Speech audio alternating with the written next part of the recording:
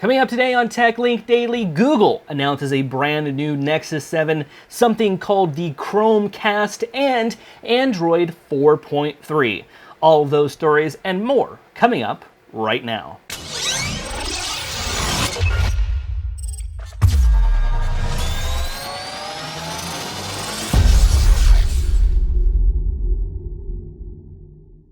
What's up, guys? Welcome back to TechLink Daily. My name is Creighton Miller, and this is the place to get the daily hottest tech news. Before we get started, I need to encourage you once again, if you haven't done so already, to subscribe not only to this channel, but to our new gaming channel, LogicLounge Gaming, where we'll bring you a whole lot of gaming content that's dedicated for those of you who do like gaming content. So go to youtube.com/LogicLoungeGaming. We'll be starting to put out content this week and, well, weeks thereafter. So without further ado, let's get into today's top stories. And today's top news has to go to Google for their major updates today, not only to their software, but their hardware as well. From LogicLounge.com, yes, our own personal tech blog, it reads, Google announces new Nexus 7, Chromecast, and Android 4.3.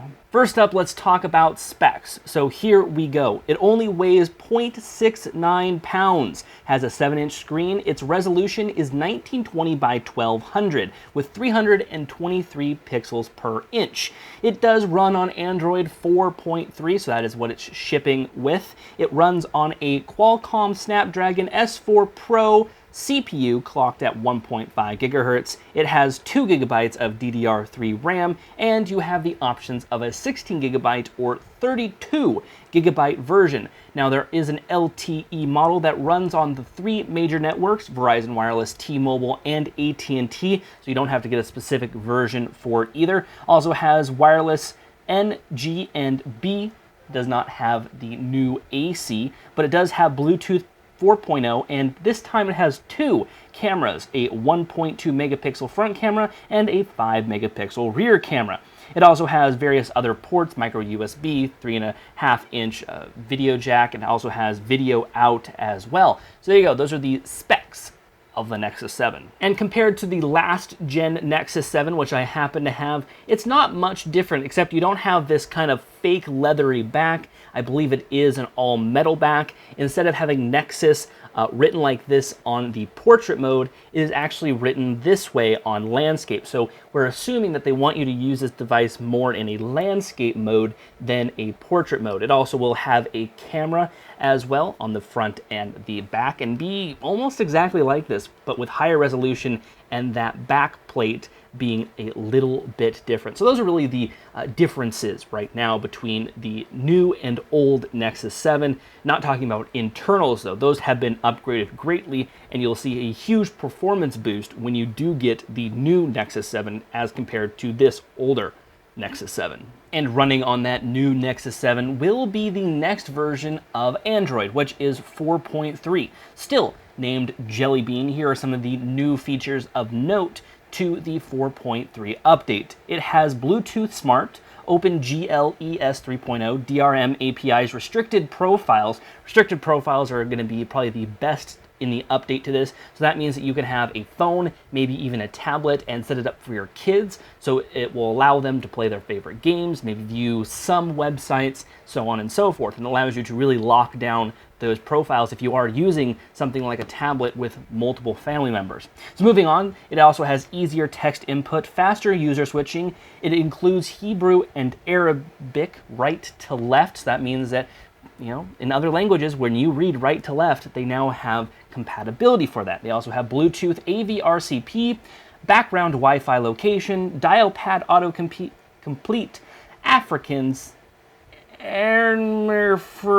I can't read that, Hindi, Swahili, and Zulu support. I'm sorry if you are a part of one of those languages that I just messed up very badly, but those are the new features within the new 4.3 update. So they will be rolling out to the Nexus 7, also the Nexus 4 as well in the, well, not in the near future, kind of right now. Keep checking them because they will start rolling out slowly like Android usually does. It takes maybe a week to get to you before you'll be able to download and get that new update. So look for that new Android update coming to a phone near you.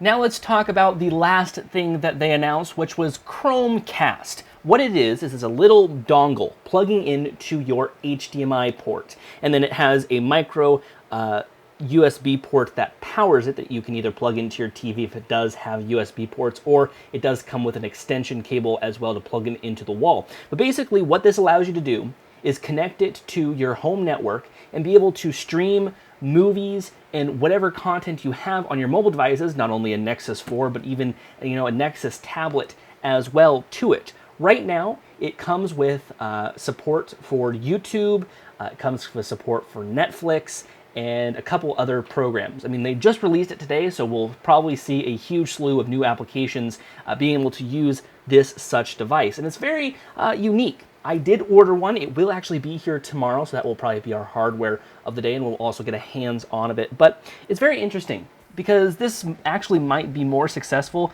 than I think what this is replacing, which was the Nexus Q. The Nexus Q was a little bit when it came to this sort of stuff, but this actually seems like a second rendition of it. So hopefully Chromecast will be something to be of note. You can pre-order it right now. I believe, though, that it has actually been sold out. We'll have links to both the Google Play version and the Amazon version, because you can get this off of Amazon in the description below if you want to order this for yourself. It's $35. I mean, that is the prime spending point for getting something to see if it's really good or not. So if you do have an Android phone or maybe even tablet, go ahead, get it from Amazon and check it out. Like I said, it can connect up to your TV via a tablet, so you can go to a YouTube video on your tablet and then say send to Chrome, whatever it's called. I've lost the name of it, Chromecast, excuse me. And it will send it off to the TV, and it'll stream it directly to the TV, just like that. It seems very cool, and I can't wait to see how that will work. I mean, it's something like an AirPlay competitor, so we'll see how well that works in the future. But you can go pre-order it yourself. Look in the links down below for the buy link. All right, now moving on into Apple-based news. This is more for you developers out there. And I've reported on how the developer account section has been hacked, and they've taken it down right now, and they're rebuilding it from scratch. And during this time, a lot of people are complaining, well, what's up and what isn't up? Apple has made a system status just for developer accounts. Here's what it looks like. It tells you what's up, what's down, what's in between, what they're working on. It shows you what's online and offline. Right now, iTunes Connect and the Bug Reporter are online. You can get to this, go to developer.apple.com/support/system statuses. So if you are a Apple developer and you're wanting to find out, what's the status of getting the developer account back up so I can submit my application, just go look for that from Apple. And our last article for today is from Joystick. Microsoft confirms self-publishing for Xbox One.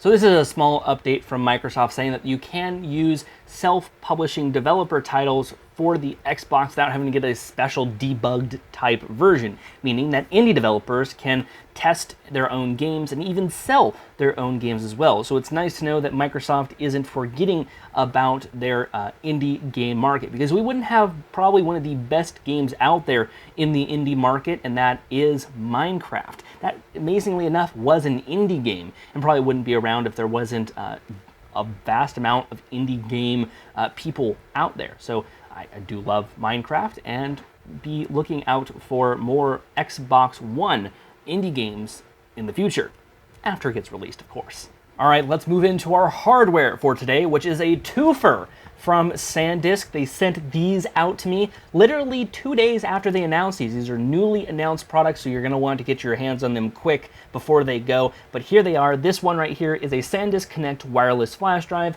and over here we have a SanDisk Connect wireless media drive. Now, what are these? Well, these are wireless sharing kind of drives and devices. So let me take out the wireless flash drive first, and I'll try to explain exactly what it is, and allowing me to get my hands on it and to show you will be the best out there. So basically what this is it's a USB flash drive. That's right there. You can see USB port. You can plug this in, load this up with pictures, HD videos, whatever have you. You can load it up on this device and bring that with you. Now, what it does have inside is a battery. So you can actually wirelessly stream from this device. You can see it just turned on there. You can wirelessly stream from this device without having it connected into any computer. So I have my little reviewer's guide that they sent me from SanDisk. So let me try to explain everything about this while I hold it up, so you can get a little bit more insight into it. So you have, this one is I believe 32 gigabytes, so you can load a ton of movies on there. You can use it on your iPad, iPhone, iPod Touch, Kindle Fire, and even Android devices. You can even use it on your PC and Macs as well. Just upload the files to it, and then when you turn it on, you can share it. It has a little wireless receiver and transmitter inside. So basically this is its own Wi-Fi hotspot. You connect to it with your devices and you can stream from it as well. There's applications in the Apple Store, the Google Play, and the Amazon Store as well. So you can use this with your Kindle Fire, like I said. And you just connect to it, and then you can stream up to 4 hours of video on a single charge. So let's say you are going somewhere with the kids.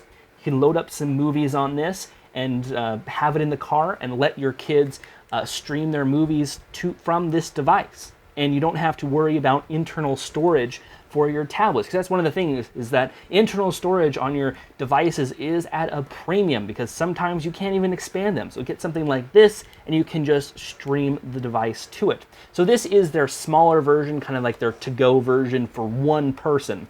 Now let's say you had multiple people in your family. Well, then you would want to get something like this. This is a media drive. So this has 64 gigabytes, I believe, of internal storage, and then you can also expand it with an SD card as well. So let me pull this out here. It's a little bit bigger device, but then again, if you're wanting to stream with multiple people, this is how you do it. So nothing else in that box.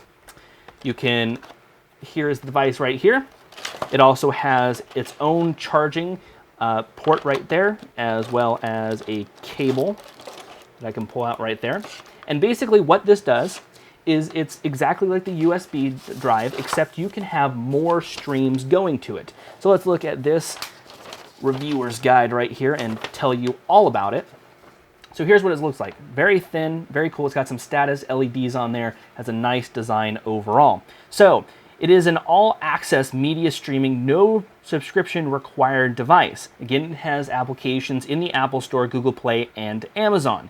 You can go anywhere with Anytime Entertainment.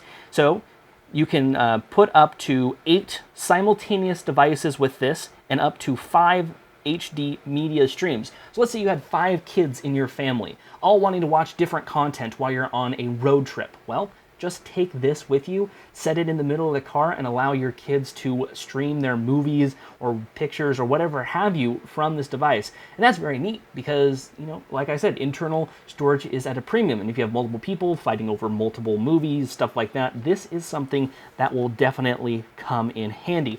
So let's take a look around the device here. Again, like I said, you have some status LEDs. This is the on-off button. It has a expansion slot right there that fits into. This is just a holder SD card that you can put in and take out with different SD cards, like so. On the back, you have that micro USB port, and on the bottom, you have a QR code and more information about it. So there you guys go. There's a quick look and kind of quick something to tell you about this. I think that's about it for now. We will have a full review of these two devices coming up in the near future, because they just got released, so we'll definitely be wanting to get some sort of content out there for you. So check them out, both the wireless media drive and the wireless flash drive. All right, let's move on into our question of the day, which reads, what do you think of Google's new Chromecast?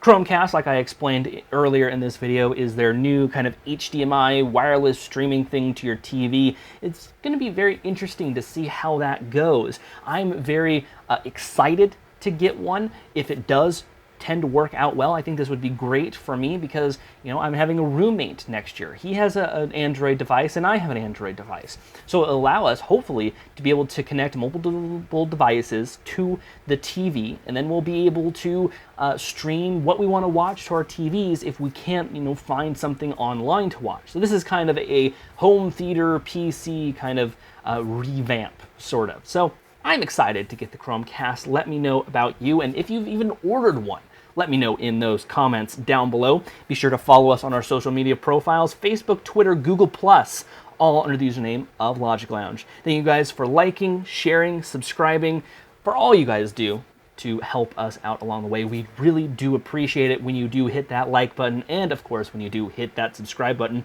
Be sure to also subscribe to our new gaming channel, LogicLounge Gaming. It's going to be a fun time over there, so go check it out for yourself. Without further ado, I'd like to say thank you once again, and we'll see you guys tomorrow.